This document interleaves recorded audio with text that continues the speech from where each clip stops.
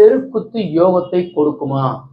நிறைய அன்பர்கள் இடத்த வாங்கிட்டோம் சார், திடீர்னு சொல்லிட்டு ரோடு ஃபார்ம் பண்ணியிருக்கா, இல்லை எங்களுக்கு தெரியாது, நாங்கள் வெளிநாட்டிலேயே வெளியூர்லேயே இருந்தோம், அப்புறம் பிளாட் வாங்கினதுக்கு அப்புறம் தான் தெரியும் அங்கே ஒரு ரோடு இருக்குங்கிறது. ஸோ அது மாதிரி வாங்கியிருக்கிறது கரெக்டா?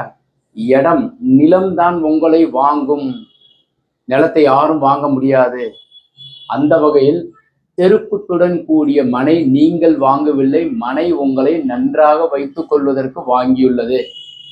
அந்த வகையில எந்த தெருக்குத்து உங்களுக்கு சிறப்பை கொடுக்கும்? கிழக்க பார்த்த வீட்டிற்கு ஈசான தெருக்குத்தோட ஒரு பிளாட் வாங்கியிருக்கீங்க, ரொம்ப நலமா இருக்க போறீங்க, ஆரோக்கியமா இருக்க போறீங்க, செல்வ செழிப்போட இருக்க போறீங்க.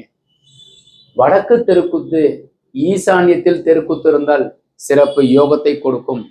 மேற்க பார்த்து வாயு தெருக்குத்து, வடமேற்கு வாயு தெருக்குத்து இருந்தால் சிறப்பு.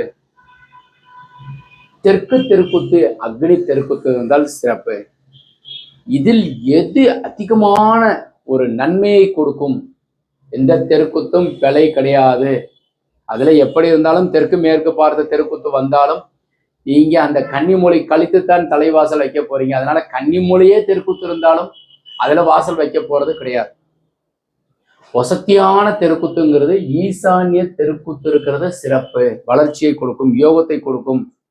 ஸோ அதனால நெகட்டிவா யாராச்சும் சொல்லி உங்களுக்கு அச்சப்படுத்தினால் நீங்க பயப்பட வேண்டாம். உங்களுடைய ஜாதக அமைப்பிற்கு 7.5 அஷ்டமத்துக்கு கண்ட சனியோ, சனியினுடைய தாக்கமோ, கேது திசை ஏதோ ஒன்று நடந்துட்டு இருக்கிறதுனால நீங்க பயப்படுறீங்க.